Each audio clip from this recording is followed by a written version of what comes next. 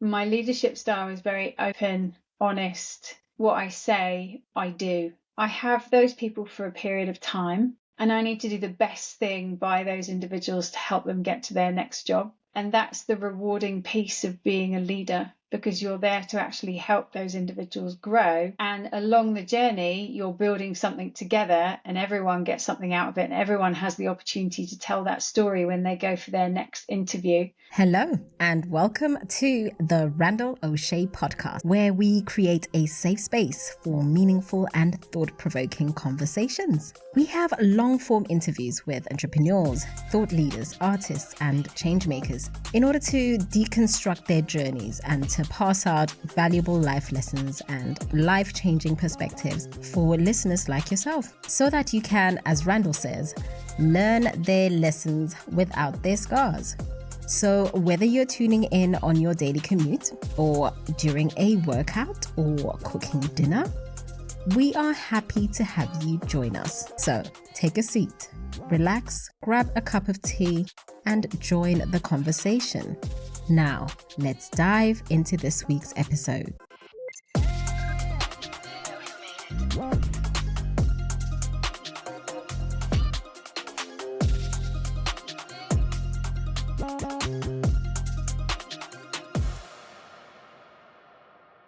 Lara Barnes, welcome to the show. For those of my listeners who don't know you yet, why don't you go ahead and take a brief moment and introduce yourself? Thanks. No, I appreciate being here. So I have run customer success teams and built renewal teams in my previous role. I set up a whole organization from scratch and built it over 7 years, running 460 million, 3,000 customers. We ended up having 90 people in the end. So I've scaled something to a point where I know I can go do it again. And I had a lot of fun on the way, and we built an incredible team with an amazing culture. So how a customer success team aligns with the rest of the business is really important, but it's really about how the company think about the customer and how they align their business unit in order to deliver those customer outcomes. And that's what's missing across many of these SaaS businesses. And that's where I think a lot of them are struggling. And that's what I'd love to sit and talk about with you. Well, I would love to hear about it. So thank you for being on. A couple things I want to define. What is customer success? Yeah. So I have been working within a business that sells technology to customers, and we run the customer relationship and help that customer with their implementation, adoption, and usage of that product over the lifetime of that customer. And customer success has been born out of, past 15 years of building these customer success teams. They used to be called account managers in the old world, where sales individuals would go and sell technology and then pass over to an account manager that would manage that existing business. But now most account managers and account execs, sales individuals, are out there selling to those customers, and there is a team called customer success that helps manage those relationships and works very closely with professional services and support and all those other post-sales functions. And you also said renewals as well. You said something about building a customer success team and renewals. So tell me, define that part.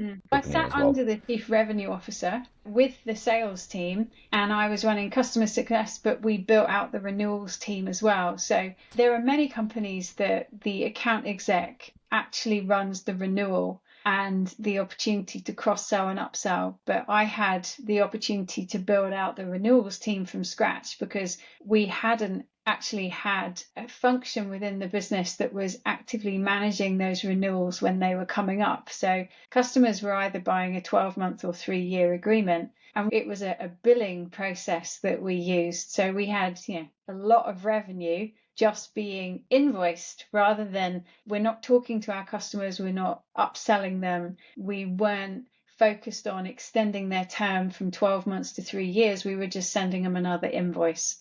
There's also other opportunities within those contracts to uplift those contracts yearly and negotiate with that customer. If you stay with us more than 12 months or you extend your contract to 3 years, we'll uplift you by 5% a year. But if you extended it to 5 years, that percentage could be negotiable. So it's about how you work with that customer to get a longer lifetime value out of that customer. So in the positions that you've had in building out the customer success team and the renewals team previously in your career, I would say that's a leadership position, correct? You're an influential member of the organization, putting your thumbprint on the organization. I was going to save this question sort of to the end, but I figured now is a good opportunity as any. What does leadership mean to you, and maybe what's your leadership style? Wow, I love leadership. I love leading people, and I've built teams and mentored, coached, and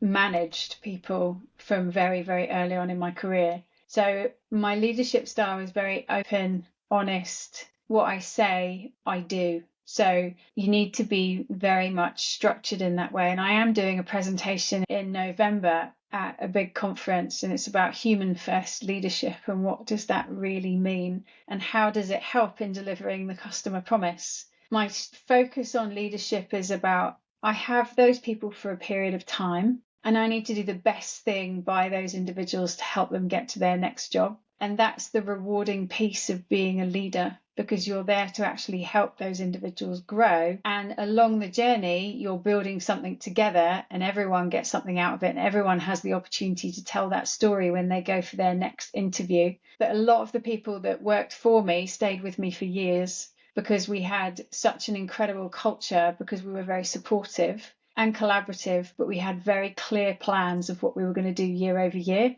and we smashed them. That's what's the most exciting thing about doing something together with a team of people. And people saw what we were doing was having an impact on the organization, but also they were getting a lot out of it themselves. And we had very clear ideas as to how we worked with those individuals to help grow them with competency and behavior frameworks for their roles, so they knew where they were and what they needed to do next, as well as having personal development plans. So those are the things that are most important when leading people, is to ensure that you're doing the best by them, but also the best by the company in the frameworks that you're working within. Yeah, excellent. I'll keep my piece short, but that resonates a lot with me. I always, as being a leader of people myself, in my first leadership position and where I was in charge of people, I didn't know what my leadership style was, and I would hear different people say different things, but I would distill it down to, you're responsible for coaching, managing, leading, and influencing the people that you're in charge of.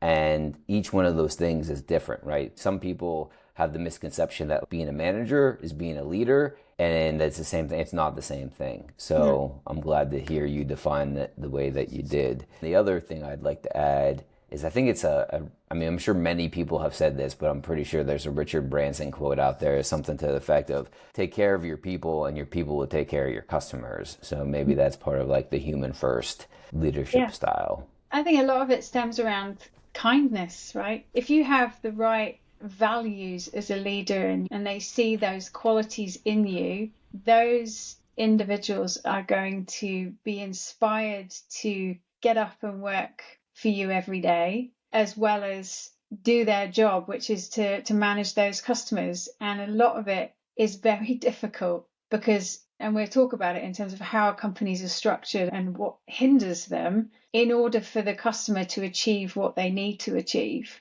And it is hard. The people that work for me had a really hard job, and you need to be very empathetic to what they were doing every day, because they're at the forefront of those customers, dealing with all the problems all the time with, the product or the systems you're working in or anything that can go wrong. And it's how you end up helping those customers to achieve what they need to achieve within the parameters that you're working in. And that is hard in some organizations. That was something that, we did. It was difficult, but we all had fun along the way and we laughed about how hard it was. I also wrote that down from the beginning. The circle back to is, how important is having fun along the way? I mean, I go to work every day like everybody else does. There needs to be a reason why you get out of bed in the morning, and you need to be inspired by that reason. Otherwise, you go down a black hole and you think, what am I doing here? There was very few people that left my team over those 7 years, and we all did it for each other as well. There was such a great sense of camaraderie and team ethos around what we were doing, it was a lot of fun. And I think it was fun because when you look back, you saw how much we actually achieved. And we were running pretty fast for the last 3 years. So it was pretty tiring. But I have a very open way of managing. And I used to talk to people quite openly and tell them what was happening and why it was happening and how we needed to move through that situation. But we were all doing it together. I think that's the difference. You don't feel like you're on an island on your own. Sometimes leadership's pretty lonely, but when you know that you're doing it with a team of people that want to do it with you, you have a belief behind you as a leader that it can happen. I think this would be important to define a few more things before we get into the rest of what we wanted to cover today. I think part of that revolves around this term that a lot of people say, which is near and dear to my heart, of course,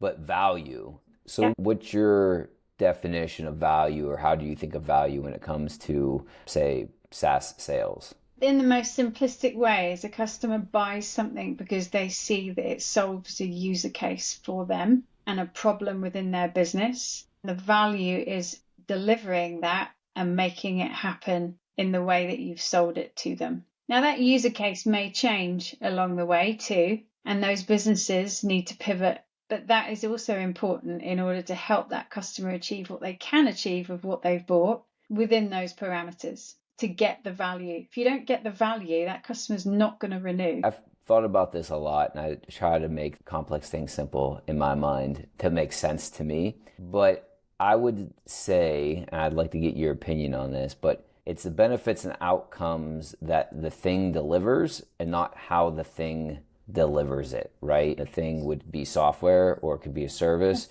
or it could be a widget you buy on Amazon. But it's what it provides you and not how it does it. What do you think about that? I agree. And to get to that outcome can be pretty difficult. Right. And it's how you also help that person who's bought that product get there. Because they could buy a product, I've seen it many times, they could buy a product, it doesn't meet their whole user case they thought, because perhaps the salesperson has elevated what it can do. And now you're in a position with that customer to help them get what they need out of it during that period of time. Now, that journey you go on with that customer to help them is as important as delivering that outcome, because they're the ones that are going through it. They're next on the line as a customer, and they need to prove out that they have bought this platform in order for them to deliver something, and you helping them and making it as easy as possible by plugging into the right people within the company is as important as the outcome. In fact, those relationships become far deeper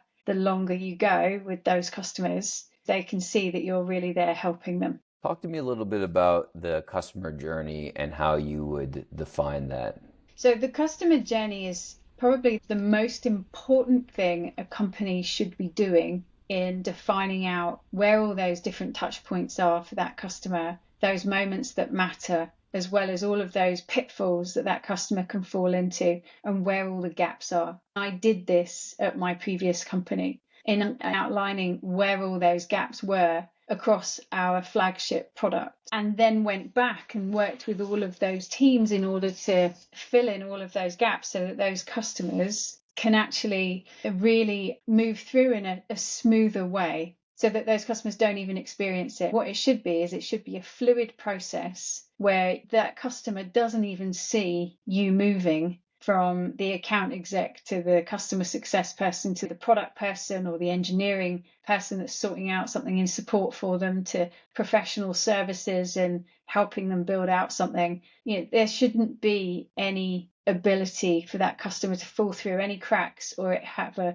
disjointed experience. So customer journey and customer life cycle, we're using those interchangeably, or would you define those differently? Yeah, okay. It's the same thing. What would be a good example of a frictionless customer journey or customer life cycle look like? The customer has a point of contact. They know that that point of contact could be their customer success manager. They have got to a point where they sign the contract and the systems internally are managing all of the different processes that customer would need to go through. It is fluid, and they could be using Salesforce, they could be using Gainsight, they could be using ServiceNow to interchangeably work and track through a workflow to understand all of those different moments so that you can understand how that customer is engaging with the product or the development cycle they're in or the adoption phase that they're in, what they're not doing, what they need to do, where that customer could be stuck.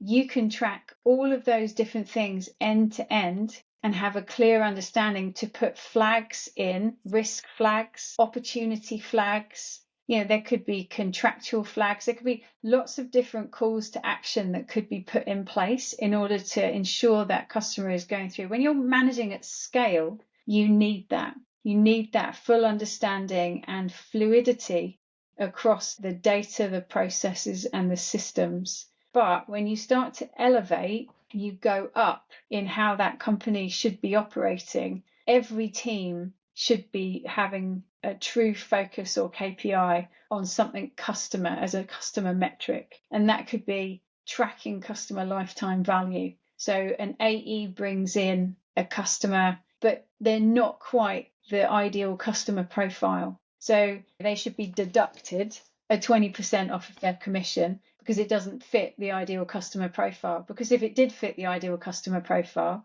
that customer is going to fluidly go through and without any bumps or ability for customization in the platform. It's an easier process. It's more profitable as a customer to actually manage. But, it depends on how that company wants to run. So, but the ideal way is that you start at the top with all of the KPIs, and the C-suite have across every team a metric that is measured around the customer outcomes so that you can really understand how you're doing when customers go from one department to another through the systems. Those KPIs set the precedent for how those teams interact and work. A lot of it should be like workflow systems, and a lot of it should be data alignment across the whole business, as well as utilization of AI in there in order to flag up when things are going wrong with certain customers so you can jump on those. At the moment, there's just so many disconnected and fragmented pieces across that whole life cycle journey because everyone is measured differently. They're all measured by their own departmental KPIs. Nothing is really aligned to the customer. And what these businesses are really seeing is that customers over the past couple of years have a higher expectation of what they want out of the technology. They're under a lot of pressure internally from their own CFO to get the value out of that technology. Everyone's tech stack has been reviewed because can we get rid of any more cost? Everything's about margin and delivering value. So those customers need to really deliver what they need to deliver from the technology they purchase. Otherwise, they'll just chop you in because they can. It's easy to unplug a SaaS product and plug in another one when your competitors are knocking on their door saying, come over for 50% less. Just to circle back for the listeners, KPIs, key performance indicators. I don't want anybody to have to Google search anything. No worries. Let's take a quick break from today's episode. If you're enjoying the conversation, please take a moment to look us up. You can find Randall on Instagram at Randall Osché. That's spelled at RANDALLOSCHE.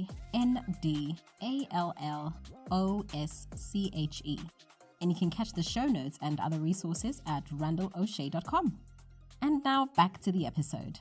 So one of the things that you touched on this a little bit, and we can expand on the thought, but through a lot of organizations, like you said, there's different departments handling different aspects of the customer journey. And because they have different responsibilities, their key performance indicators are different, their requirements are different, and therefore they're tracked differently, right? So they have their own silo, if you will, then space that they play in, and everybody, say there's 5 groups, every group plays in their own silo, but they're all working with the same customer.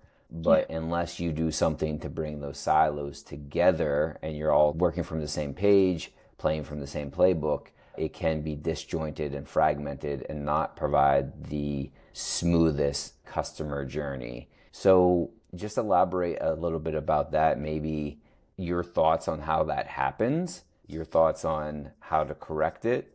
And the thing that I would love to hear is How and why do companies get this wrong? I think for the past 10 years, it's the chief customer officer at that C-suite level has been a role that has really started to be more prevalent and come in and work alongside the chief revenue officer. Usually it would have been the chief revenue officer that would have run everything, would have run new business, existing business, renewals, how cross-sell, upsell to those existing customers. But that chief customer officers really come in to look at how the post-sales organization operates. That was a great change because then there was a real distinction between the sales team and then the post-sales team and how you manage those existing customers. There's different flavors of that. Some of those post-sales teams might run renewals, some of them might not. But post-sales usually is customer success, professional services, support, maybe knowledge and learning. So those customer success teams usually are measured on managing those existing businesses and the existing customer set, driving advocacy, so references, focusing in on getting that customer to adopt and consume and helping them through that renewal. So it's a non-event. It just goes through because the customer's happy. Obviously, the happiness scale could be CSAT, could be NPS. Those are the types of responsibilities that customer success team have. But I think over a period of time, things have changed and moved so quickly since COVID.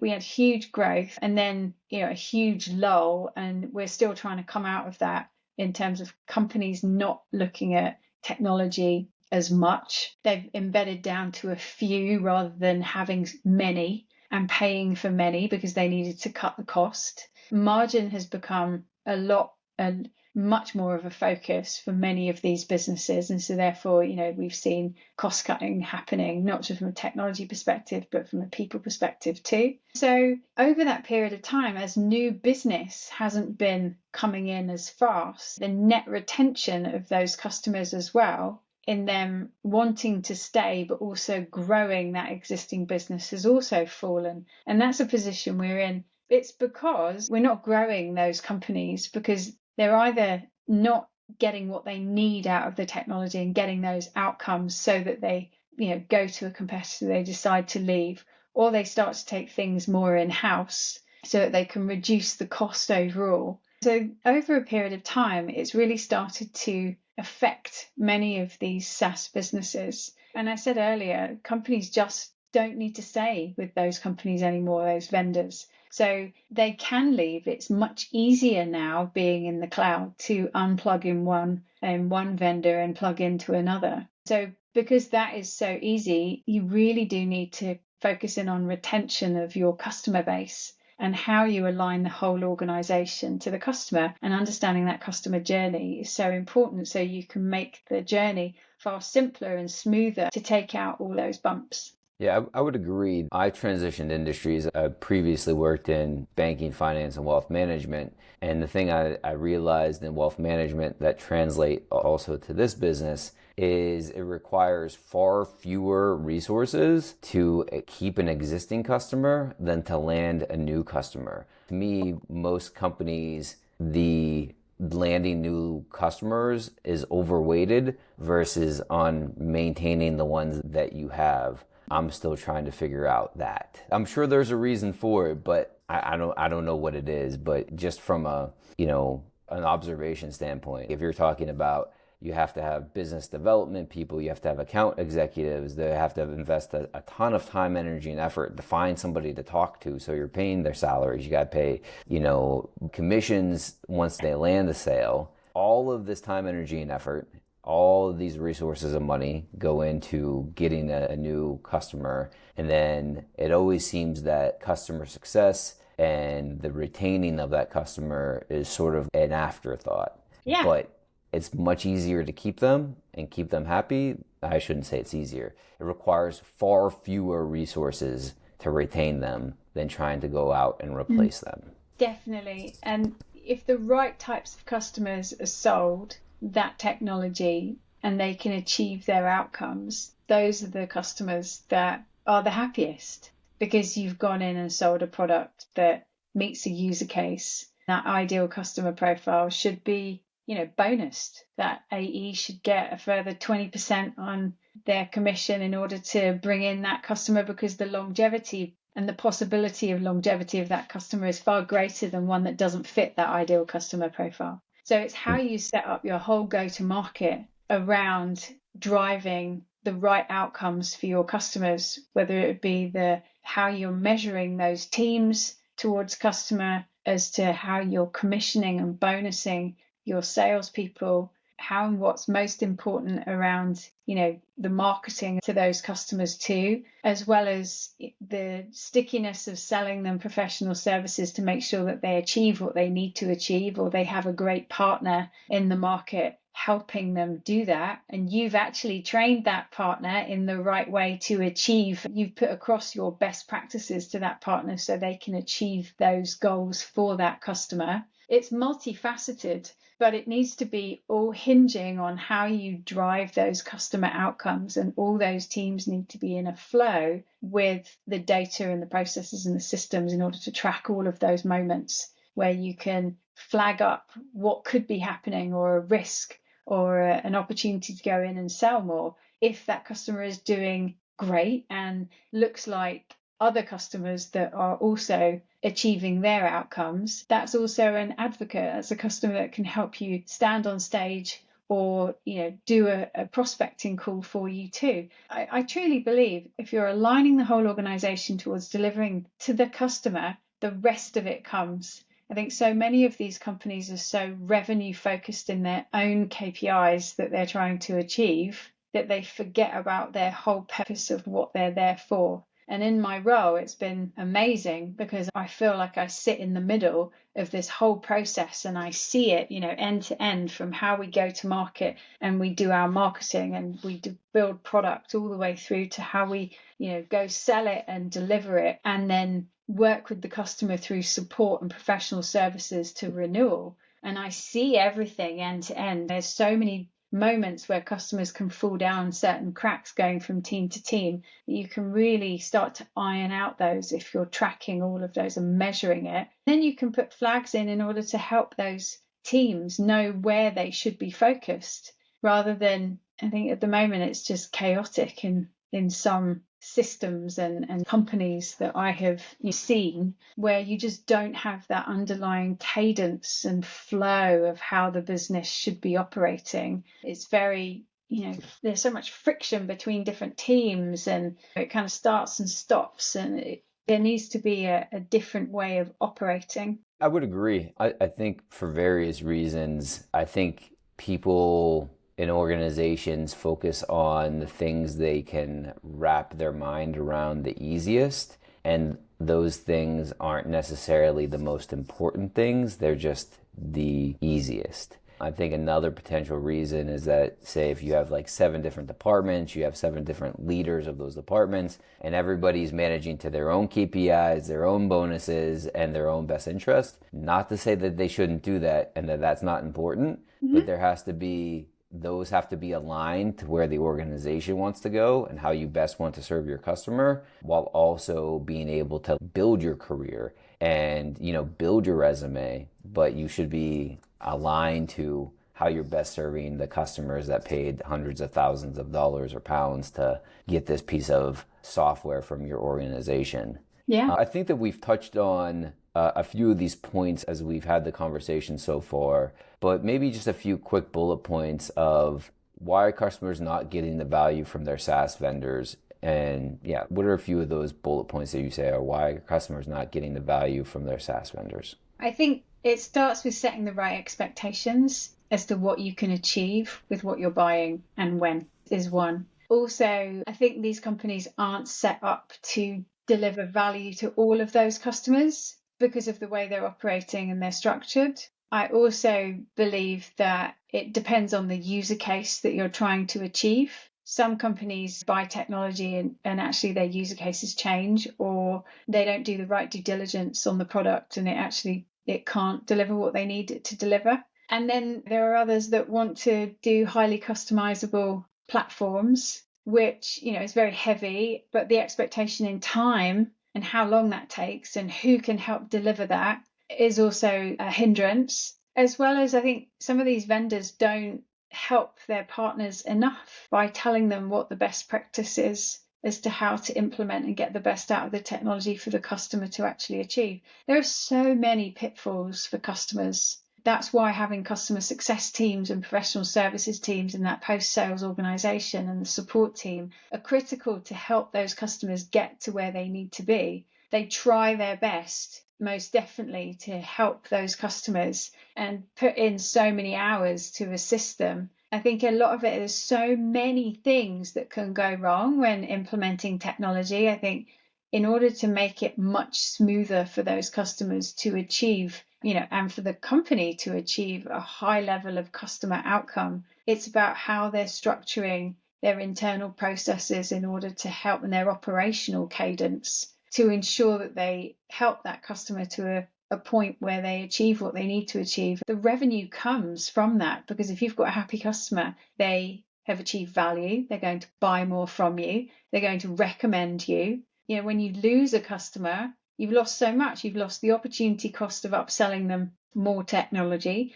Your competitor has just got that customer off of you, so you're building your competitor's market share. And also you spent a lot of money acquiring that customer that you paid out to the AEs and in commissions, and you've lost that opportunity to manage that customer long term and achieve their results with them. Yeah. So you mentioned that one of the pitfalls is that the teams of an organization that's selling the software, they're not aligned end to end to cover the full life cycle of that customer journey. So how would you mitigate or avoid some of those pitfalls of an organization where teams aren't aligned end to end? How would you go about aligning teams so they're all working to get to the same outcome? They try their hardest with the fragmented leadership, the fragmented data, the misalignment of the systems in order to do that, but they're just not winning. And I think there's better ways of doing it. So these companies spend a lot of money on big technology like Salesforce and ServiceNow and customer success platforms out there in the marketplace.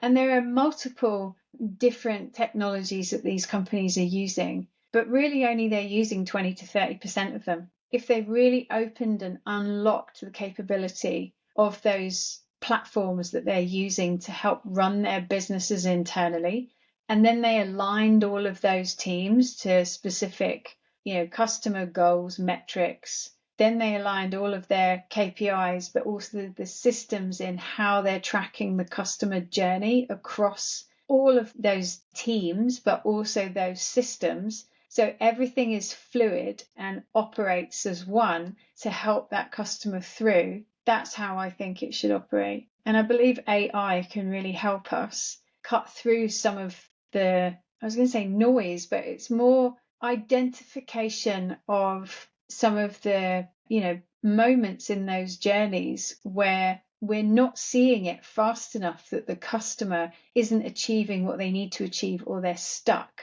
And I believe that we should be utilizing AI in a better way, but our data needs to be aligned. And when you go into any company, there are so many misconceptions. Everyone talks about how data should be, a flowing capability end to end, but so many companies still haven't cracked that nut. And I think it's how you're structuring the team to operate and how you're driving their metrics to what they need to achieve with the alignment of the operational capability of the company with those Salesforces and Gainsights and ServiceNows, and how all also NetSuite and all of the finance systems, how they all operate as one customer lifecycle. Yeah, excellent. With that said, who should be responsible for managing the customer experience across the C-suite? Great question. I believe it starts at the top with the CEO,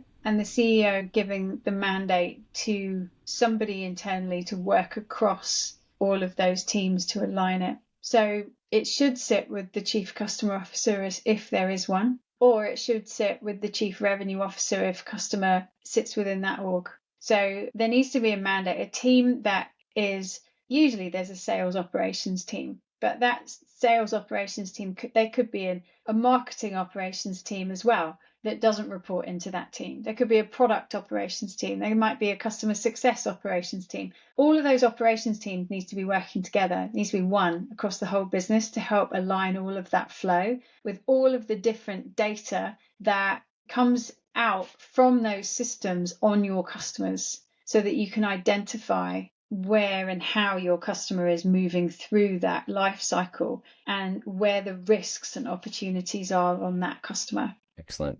Before we wrap up today, I want to thank you for your time and your passion for your field. But where can, if any of the listeners want to find you or find out more information about you or reach out to you, where can they find you at or contact you at? Yeah, I mean, you can find me on LinkedIn. I have an active profile on LinkedIn. It's linkedin.com/Lara Kelly. I'm under my maiden name, but it's Lara Barnes, and you can link in with me, send me a message. I come up as 2024 winner for Outstanding Women in Customer Success. So you'll see that on my banner, and that's me. So tell me a little bit about that award. I saw that earlier. Yeah, that was pretty special. Actually, I went in for that award, and it was a global award. I really wasn't expecting to be a spotlight winner, and there was 3 of us, and I was one of them, and I was very happy and pleased about it. There were people pinging me that the post had gone out on LinkedIn and I was on holiday, and people were actually sending me messages. I didn't know them, and I was like, I don't even understand, why you're sending me this message. And I forgot I'd even applied to go in for this, and it was a script that one of my team had written for me on the success of what we'd done over the past 7 years. And he wrote this piece about me. It was pretty great to have somebody else write something about you with all the successes that we'd achieved over those 7 years and the growth of the team and what we'd done year over year. And I won it, and I was just so proud.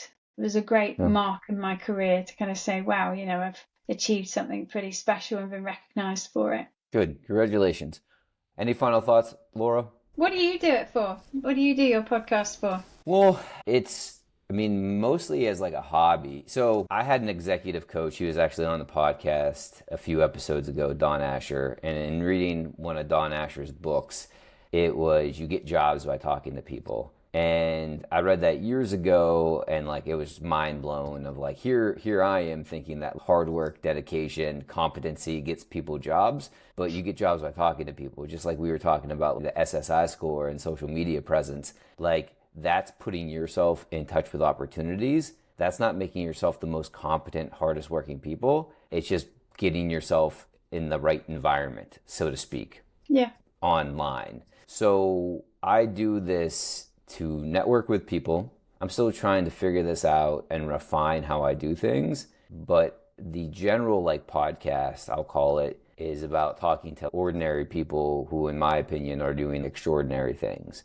I interviewed a boutique hotel owner from Lisbon, Portugal. Fascinating story. Him and his wife left their corporate jobs, went backpacking across the world for a year, had the epiphany, we want to do more of this and less corporate work. So our deadline is I'm going to turn 50 and we're not going to be in this corporate world anymore. We need to come up with a business that we can do that allows us to have the lifestyle that we want to have. And they figured it out. So it's just, fascinating story, I guess, from fascinating people. But those are the types of conversations I like to engage in. And along the way, I'm meeting a ton of great people that are now part of my network. It's been really good. I'm not only learning how to podcast along the way, but I guess from these conversations, I get to parse out the lessons they learn. So I learn from them as well as my listeners learn from them, as also starting to see some similarities and commonalities between the people that have reached a level of what I would consider success and how they've gotten there. And a few things I've noticed is everybody's had support along the way, and everybody's put in their 10,000 hours to get to where they're at. Nobody's been an overnight success. They all have had support. Nobody's done it on their own, and they've all grinded it out to some extent at some point in time in their journey. So that's why I do it. And then from a business standpoint, like I think you saw me on like episodes I did with Chris Taplin. Those are business bites, like business-centric, which is a little bit different from the standard podcast. And then I'm working on starting a new series of like business value consulting for the same reasons that you said it's important to have your social presence of, you know, this person is a thought leader in the space. Yeah, cool. I mean, it's exactly it, like I said about the social presence thing. I think I have to carry on doing it, not because I want to be a consultant later. I don't know what I want to do with it, to be honest with you, but I just know it's important now and you have to keep going. Yeah, I think I had somebody on the pod, and I did an interview last week. I think he has like a saying that's a philosophy like givers gain. This is like self-serving for me because I enjoy it, but I also like that the guest sees this as a value add to them, and that through these efforts that they think that I'm providing value to them by having them on the podcast, sharing it, producing some clips, whatever it is. And, you know, networks are good, but being an active member who reciprocates in your network is even better. So I hope to be the person that's reciprocating. Yeah. There's a great book called The Go-Giver. Have you read that one? It's only a little book. It's quite easy to read. That's a cool little book. Yeah, and that's similar to that, about giving back. Yeah. We've had a great chat, and I really appreciate the opportunity to come and have this discussion. So thank you. I appreciate you being here. We'll include all of Laura's information in the show notes, so you'll have an opportunity to click, like, follow, connect with her on LinkedIn. But really appreciate you spending the time with me today and educating me and my listeners on customer success. Thanks. Thank you. Thank you. And that's it for today's conversation here on the Randall Osché Podcast. Thank you so much for joining us, and we hope that you've enjoyed listening as much as we've enjoyed recording it.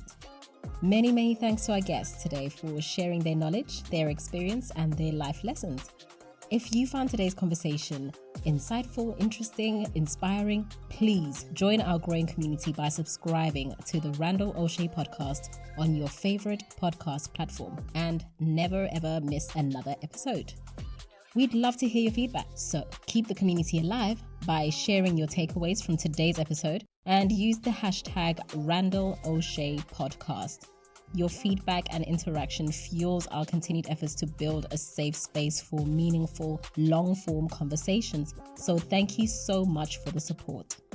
Until next time, stay curious, stay inspired, and keep the conversation going.